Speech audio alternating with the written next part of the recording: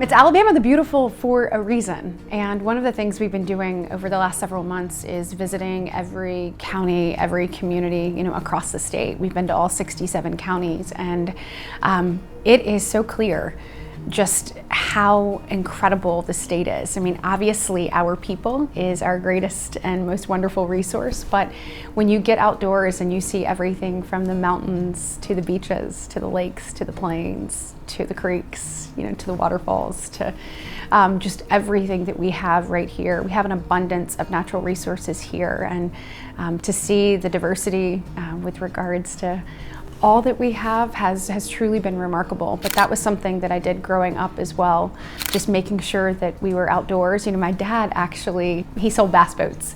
And so that was always a part of growing up, was fishing and being outside, and kind of being one with nature, and also just the peacefulness that can come from that, and the family time that you can get, while enjoying those things, was something that was fundamental to what we did growing up.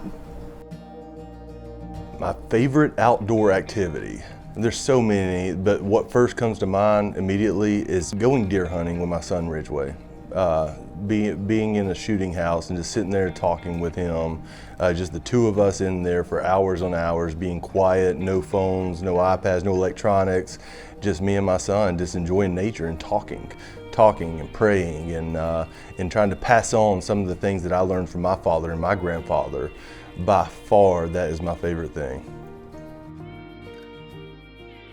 Well, Sundays are all about those things that we're talking about faith, about being there at church, and just then leaving with our family, and we would go eat out at the pond house, is what we called the pond house. We'd go out there for the rest of the day.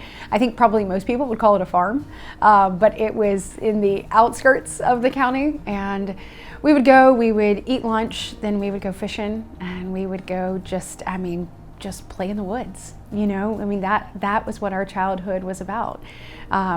Pressing leaves, and at night, my older cousins telling me we're going to go snipe hunting, all of the things. But that is where my greatest memories are out at our pond house. And my grandfather was very intentional to preserve an old log cabin and wanted it to be as an authentic experience as it possibly could. He was a big believer in not only enjoying God's beautiful creation, but also preserving it and making sure that that was something that was fundamental to who we were and how we were brought up.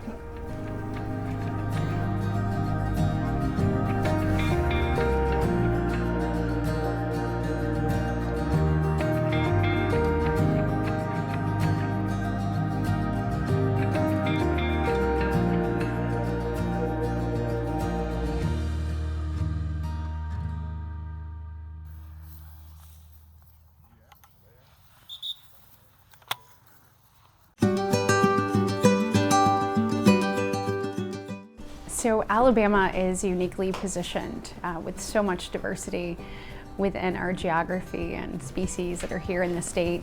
And those are things we have to work to preserve. I'm proud to be a part of the Alabama Wildlife Federation and work on conservation. I think one of the things that we can do is make sure that we are teaching our youth.